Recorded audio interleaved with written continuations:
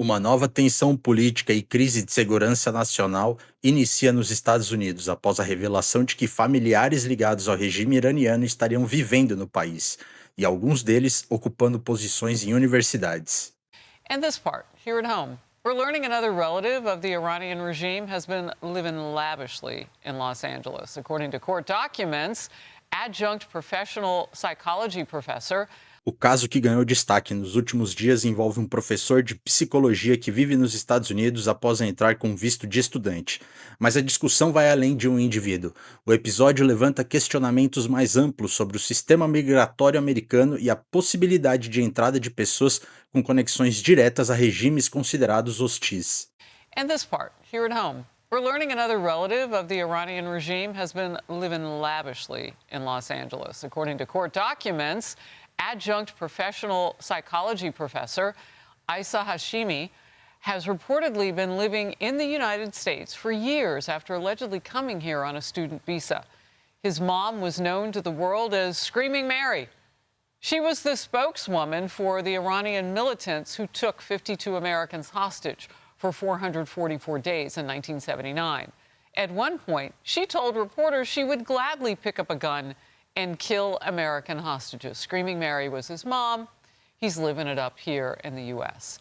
Now a petition is circulating online demanding the Trump administration kick Screaming Mary's boy out of the country, which is exactly what's happening to the niece and grandniece of notorious Iranian General Qasem Soleimani. Those two had been posting pictures bragging about their luxe lives before they were arrested by ICE. Critics are applauding the crackdown.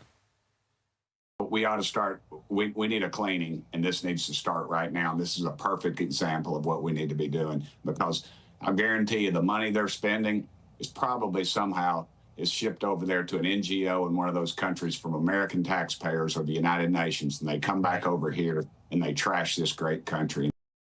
Actually, I was surprised, and it was quiet everywhere. So. Residents living along this serene and quiet-to-hunger neighborhood shocked to learn about their next-door neighbors, the niece and grandniece of slain Iranian General Qasem Soleimani. The two were taken into custody by ICE on Friday. I wasn't home, but my wife told me that they've been like an hour.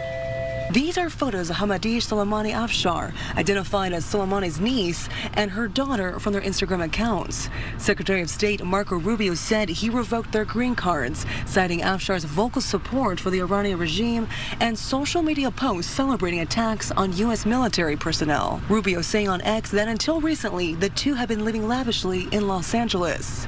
In the post, he goes on to say the Trump administration will not allow our country to become a home for foreign nationals who support anti-American terrorist regime.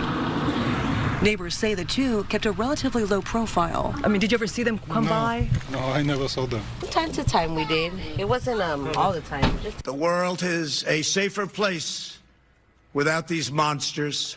This is President Trump in 2020 after Soleimani was killed by a U.S. airstrike in Baghdad.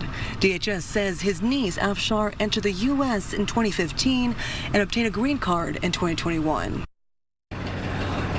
And the niece and grandniece right now of Soleimani are still in ICE custody, waiting removal proceedings from the U.S. We should also mention Afshar, the niece of Soleimani. Her husband is also barred from entering the country. Pre-live tonight, I'm Rachel Aragon. I'll send it back to you. Rachel, is this a unique situation, or has the State Department pulled other people's green cards in relation to, relative to the Iranian conflict? The State Department also just addressing that, Susan. They said actually recently they also removed the legal status of a daughter of a high-ranking Iranian official as well as her husband. But as we heard right now from the department itself, they're calling, of course, a green status a privilege, and anyone posing any kind of threat, and especially aligning themselves with the terrorist regime, runs that risk of having their status revoked. Oh, I'm having a 6-7 moment. Don't tell any teenager you know. It is Lux Life or go back to Iran. Yeah, and the New York Post had a really interesting article citing that there are anywhere from 4,000 to 5,000 of these individuals in the country, of relatives of the Iranian regime elites and bureaucrats living in our country, studying at our universities, even teaching at some of our universities as well. And to your point, Harris, think about the contradiction here.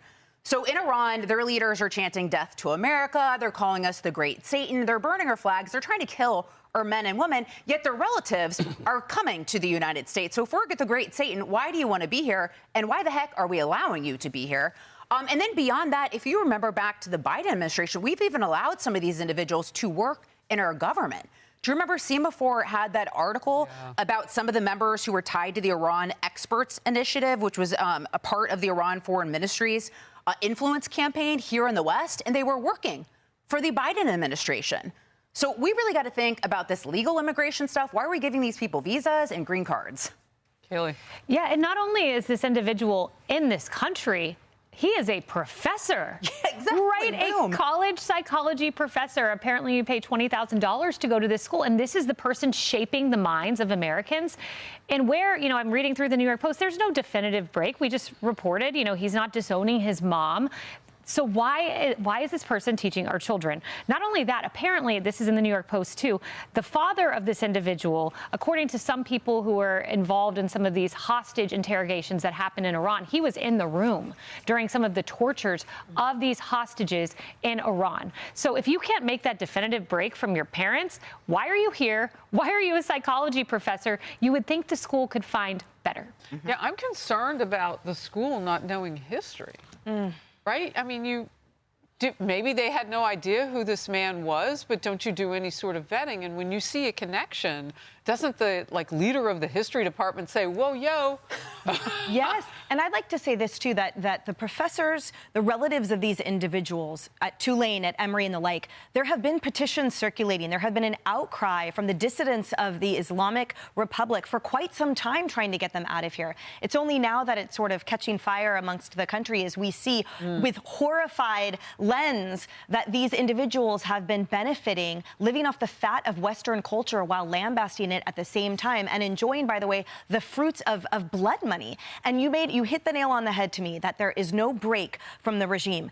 These are not people who have sought asylum here that have said, you know, I have zero connection with my terrorist families. These are people who enjoy bashing Western values and bashing the United States in the same breath as posting those kind of, or not that one, but posting the photos of themselves.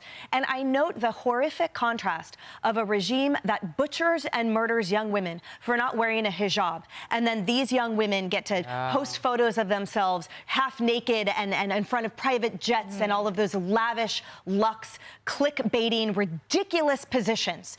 Well, the positions of many of their brethren are now 6 feet under.